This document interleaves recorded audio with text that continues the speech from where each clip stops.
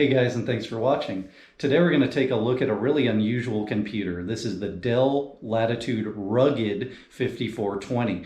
It's just very different than most other laptops, so I thought you might like to take a look.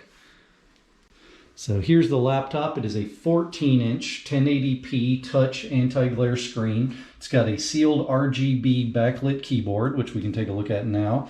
Has the i7-8650U quad-core 8-thread. Base is 1.9 gigahertz, and then turbo is 4.2 gigahertz. It's got dedicated Radeon RX 540 graphics with 4 gigs of dedicated memory, 16 gigs of system RAM, which is two 8-gig sticks, a Samsung PM981 512 gigabyte NVMe M.2 SSD, has AC Wi-Fi, but strangely no Bluetooth. Does support a SIM card, but you do have to pay extra for the internal card to support that. And then it has two 3-cell batteries, and it actually required the second one because it's an i7, which is very strange. Starting from the outside, you can already see this is unusual. It's got these big bulging corners for drop protection on all 4 corners. It's got a really large handle so you can pick it up and walk away with it. To open it up, you press this single button and the screen opens. This is a 14-inch IPS HD LED LCD. It's got a webcam. It hides behind a little cover. Standard Dell function key layout. Power button, of course. No 10 key since it's a 14-inch. Touchpad with clicky buttons.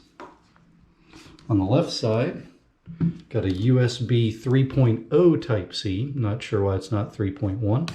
Cooling vents. Dual Type-A USBs and a headset jack.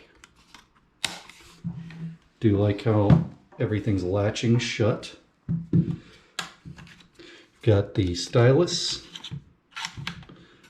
Another Type-A, SIM card slot, full-size SD card slot. And then this is the hard drive location. It's externally removable. This is an M.2 drive, but this is in kind of a funny carrier. You have to slide this over and pull up on the tab. So I'm going to do that now. Slides out. You can see it's kind of a proprietary type connector, but inside here it's just a standard PM981 Samsung NVMe M.2 SSD. So clearly it opens up and there's a regular drive in there. Clip it back in and shut. On the back, got a serial port, gigabit Ethernet, HDMI, Kensington lock location, and the standard round Dell power connector. Apparently, you can get an optional card that goes here that's going to give you a second gigabit Ethernet, and then the options of another serial port, single VGA port, single display port, or a Fisher USB, which is this rugged, round, unusual USB connector. On the back, we have a dot connector, and then 3 external antenna connections. Let's take a look inside. I've already removed all the screws from the back. There are 21 total screws. Only this one and this one are different, and they're just a little shorter. We're going to open all of the compartments, which I've already popped. And then we're going to remove the batteries. They do lock, so that's lock on. That's unlocked, which is why it's red. And then you pull down to pop it up. This model does require 2 batteries because of the i7. You can see they've got a charge indicator light, which is really cool as well. There's no pop clips, so we can just lift this off. Inside, you got your CMOS battery. This is the M.2 drive, which is in kind of a tray that's swappable, which is neat. This is where a WLAN or cellular card would go.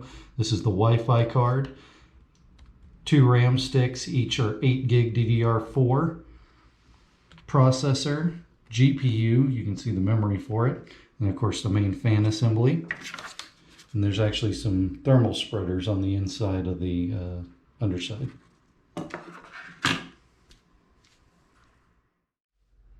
This is a really neat laptop. There's also an extreme version, which is IP65 compliant. This one was really expensive though. It was well over $3,000 as configured. If you have any questions, please put them in the comments below. Please like, share, and subscribe. And if you have anything you want to add, please put that in the comments too. I'm always glad to learn something new. Thank you so much.